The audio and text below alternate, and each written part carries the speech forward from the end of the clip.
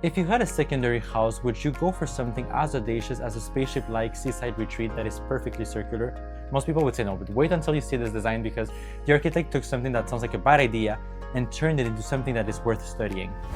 I want to start with the renders before showing you the real deal because I think you'll be impressed about how much the renders delivered on the final product. It looks pretty much exactly the same, if not the same.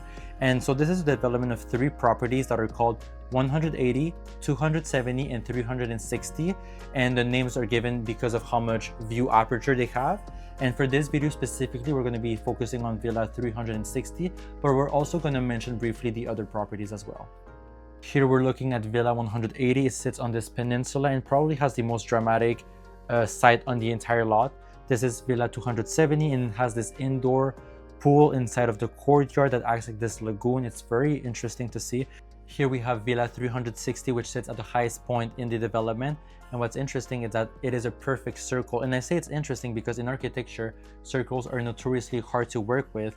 And what I want to point out here is that in the renderings, as you can see, the tracks for the sliding glass windows are curved, which means in and of itself, the panes of glass have to also be curved, which sliding glass doors are already expensive. Imagine them making them curved and custom made to the angles of this house. It's extremely expensive. And that's why I love they went all out with those sliding glass doors in the main common areas. For the private areas, such as the bedrooms, of course, they were not going to do such an expensive assembly for that. So they went with a picture window and a regular door leading outside, which works perfectly.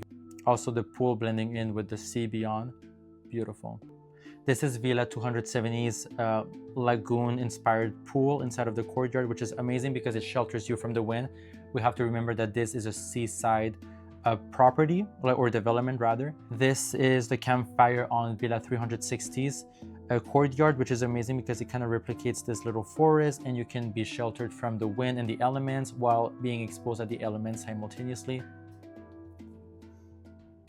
Here we have an overview of the development. And here we have the final product, which looks very close, if not identical, to the renderings. I have to say, and it's not always like this, but I think it's been fantastic, actually. I think the ideas for the villas, you know, from 360 to 0, was somehow because the landscape is so striking, and the view looks like a Japanese landscape painting. So we're sitting here in 180. So I quickly want to pause the video here because here you see the pods that stick out inside of the courtyard. This is replicated in every single one of the 3 projects, and I think this is a fantastic idea because if you force yourself to follow the clean lines of the property, then you would be missing out on so many opportunities. Like these pods are either showers, dens, storage units, or even bathrooms, or even ice cold baths. And I think it's a great idea to have the courtyard yet take away a little bit from the courtyard to increase the utility while not ruining the aesthetics, if that makes sense. Here we have this vertically framed view of the Zen garden. And I do think that the material of the rammed earth, and you can see each house is slightly different because the color of the ground was slightly different, but it provides this geological canvas, and it has such a warmth that Basically what he's trying to say is that the soil that they removed from the foundation, they used that to build all of the walls by using molds that would house the soil itself, but with a mixture of sand, silt, and clay, and then they would compress it at very high pressure, solidifying the wall, and then you remove the mold, and then voila, you have all of your walls made out of earth. And quick note, I'm not gonna sit here and pretend that I knew what ram earth was before this video, because as a Canadian, it's not something you hear about very often.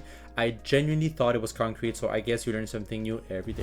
Given the house a specific color, and I love it because it almost looks like the house grew from the ground because it's the same color as the soil that was there before, which I think is really interesting. And something that I found really quaint is that he said that the 3 houses are slightly different colors because the soil on those 3 different sides were slightly different. I think that's amazing, and it just grounds the house that much better, and it makes it belong even more to the site. And 270 is obviously amazing because the kind of private courtyard is a water garden. It's a swimming pool, and 360 Of course, you have the exterior pool in front of the living room, which in itself is already an experience. But then you have the courtyard with this kind of wood log. This is by far my favorite house, and I'll explain why quickly. And it mainly has to do with the courtyard, because this is the only courtyard that you can actually utilize. And I'll explain why. Because the first house, the courtyard, is more just like a path, and is more like a garden where you have, well, actually they call it a sand garden, when you have sand and a couple trees, but there's no real space to really hang out. The second property, the courtyard, is all pool. So if you want to go to the pool, you're immediately by default in the courtyard.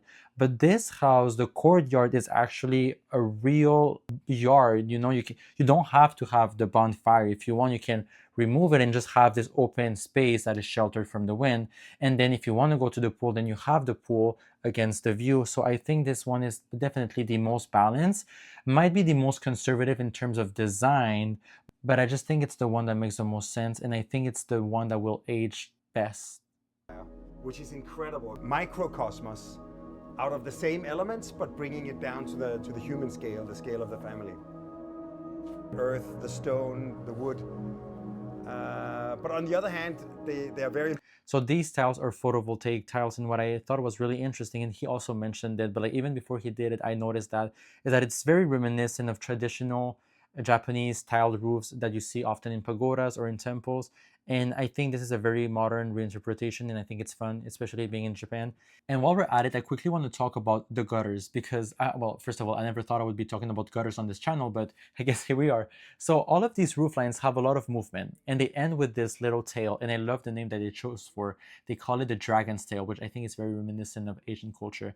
And so what I find interesting is that all of these houses are very simple in design. They're not too crazy, and even the materiality is very pulled back. So adding this little extra element that's not that necessary. I mean, gutters are necessary, but like to make it as dramatic as these houses have made them, it's not necessary. But I love it because it just adds a little bit of extra, like I said, pizzazz or interest and intrigue. And architecturally, I've never seen that before, and something that is definitely worth mentioning. Wooden table, which is like, let's say, a Japanese reinterpretation of a Danish classic. It's gently curved with the same curvature as the house. I quickly want to expand on his comment. Like I already mentioned that curves are hard to work with in architecture, but also fitting out the interiors is also very hard because, for example, this table had to be custom made to follow the curvature of the earth. Also, sorry, what am I saying? The curvature of the house, rather. And the living room is also built in, and like all the sofa is made custom for the house because maybe no other sofa configuration could work. So you have to get really creative. And also just notice all the tiles on the floor. At the edges, each tile had to be cut one by one to follow the curvature of the house. See, I didn't make the same mistake here. So in that sense, even though the backbones is this kind of very rational, functional idea, everything is somehow warped to match the topography. The glass facades that open up is made out of curved glass.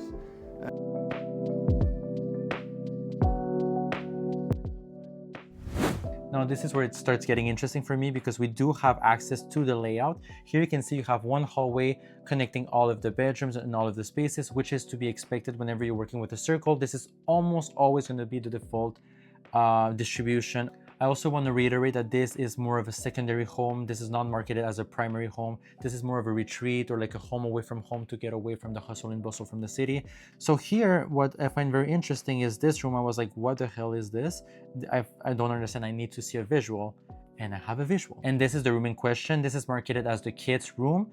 And I like it a lot in terms of maximizing space. I think they did a good job. I like this much better than just having a flat bed across the room. However, I'm concerned about the safety. I'm editing and I think I just found out why the room looks the way it does. It's because it's only one of 2 TV rooms in the entire house. So this also doubles as a movie room in addition to being a kid's room. And an unexpected but very pleasant amenity that this house has is a prep kitchen. And while we're on the topic of amenities, let's get those out of the way. You have this bonus room that could be used as a gym.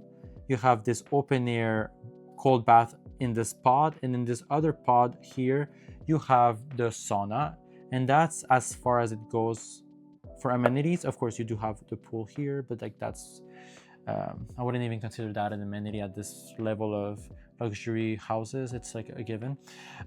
Besides that, you have the heart of the house, which connects perfectly with the courtyard and the pool, allowing for cross ventilation. And just as soon as you open up all of those doors, it just feels much bigger than it is, because this section right here is kind of narrow, but it never feels like that because of all the windows. Even when closed, they're letting all of those views in all of that natural light. So it's really well thought out.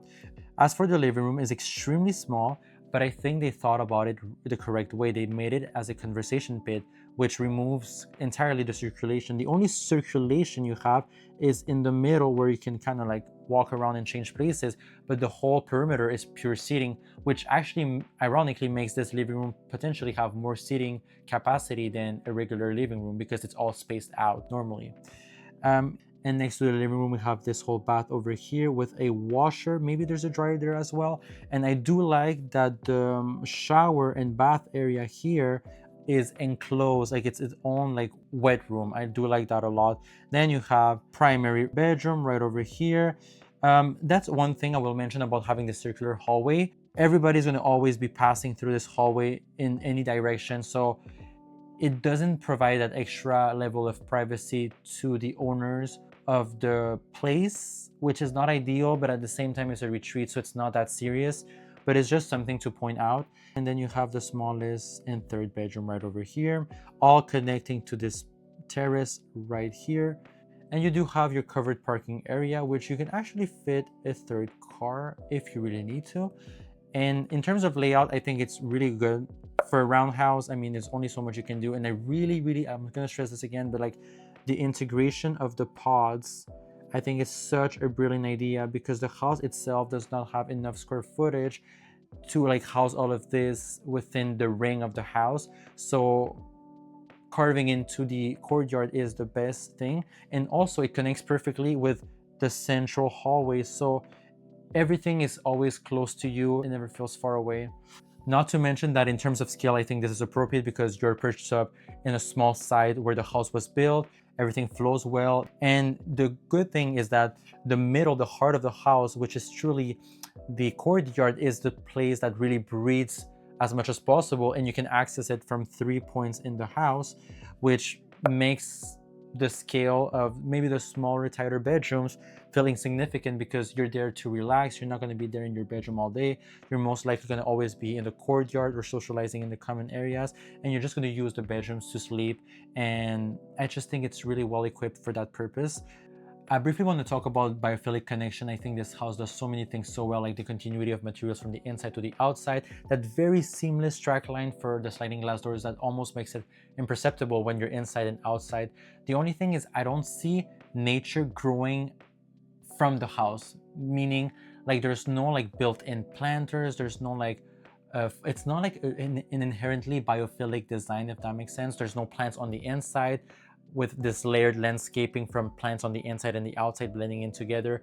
You do have plants on the courtyard, but they're not growing from the architecture itself. They're growing from the soil and the dirt that's already there in the courtyard. I do see how each and every one of these houses respect the typography on the land of which they sit on. However, if you were to strip away the surroundings and just isolate the house, it's not a house that they're not houses that I would describe as biophilic, which is okay. They don't need to be, because they look beautiful just the way they do. But specifically for this setting and these surroundings, I think it would have been enhanced if they added that extra element of biophilic design into these three houses. But that's just personal opinion, but I just firmly believe that, because it's just a natural site against the sea, in the mountains, with cliffs.